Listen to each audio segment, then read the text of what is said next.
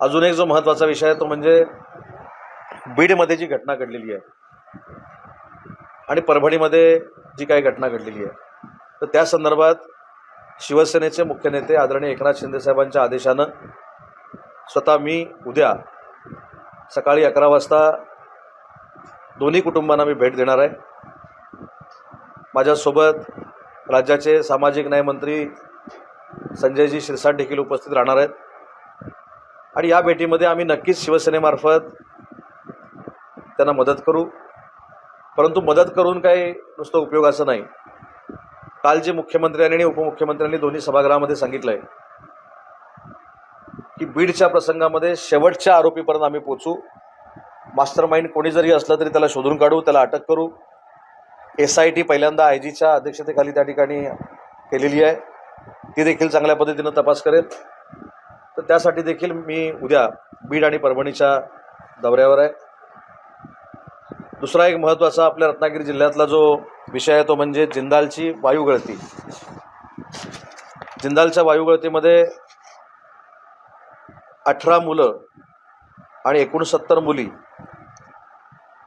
एक महिला आणि एक पुरुष असे 89 लोक बाधित आहेत. समिती जी नेमलेली आहे त्यांनी पाहणी केलेली आहे.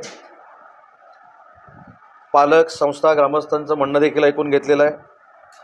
MPCB, MMB यांनी देखील पाहणी केलेली आहे. 5 ते 6 दिवसामध्ये समितीचा अहवाल प्राप्त होईल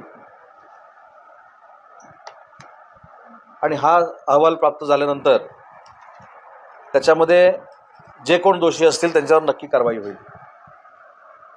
परंतु या प्रसंगानंतर मला स्पष्ट असं सांगायचं की दुसऱ्या दिवशी मी स्वतः सिव्हिल हॉस्पिटलमध्ये आलो होतो. मी आढावा बैठक घेतलेली होती. आजही गॅसचं काम बंद आहे. त्याच्यामुळं जे वातावरण असं निर्माण केलं जातं आहे की त्यांना कोणीतरी पाठीशी घालतं, हे कोणीही पाठीशी घालत नाही. तिथल्या ग्रामस्थांना जे अपेक्षित आहे ते करून देण्याचा माझा प्रयत्न आहे. पुन्हा एकदा उद्योगमंत्रीपदाची जबाबदारी माझ्यावर पडलेली आहे. आजच मी त्यांच्याशी चर्चा करणार आहे. जिल्हाधिकाऱ्यांशी मी आताच चर्चा केलेली आहे. जिल्हाधिकारी देखील त्याची बैठक लावत आहेत आणि जेवढी मुलं बाधित झालेली आहेत त्यांना कॉम्पेन्सेशन देण्याच्या संदर्भामध्ये देखील निर्णय घ्यावा अशा स्पष्ट सूचना मी JSWला सांगितलेल्या आहेत. ज्या काही गोष्टी घडलेल्या आहेत त्याला जे जबाबदार आहेत त्यांच्यावर FIR देखील दाखल झालेले आहेत. त्याच्यामुळं लोकांच्या जीवाशी खेळून त्याचा फायदा उठवणारा मी तरी लोकप्रतिनिधी नाही. त्याच्यामुळं जे त्याच्यामध्ये दोषी असतील त्यांच्यावर कारवाई करण्याच्या स्पष्ट सूचना आज देखील आत्ता म्हणजे आल्यानंतर पहिली बैठक जर कुठची घेतली असेल तर ती जिंदालच्या बाबतची घेतली. जिल्हाधिकारी देखील त्याला उपस्थित होते, पोलीस अधीक्षक देखील होते, जिल्हा परिषदेचे CO देखील उपस्थित होते.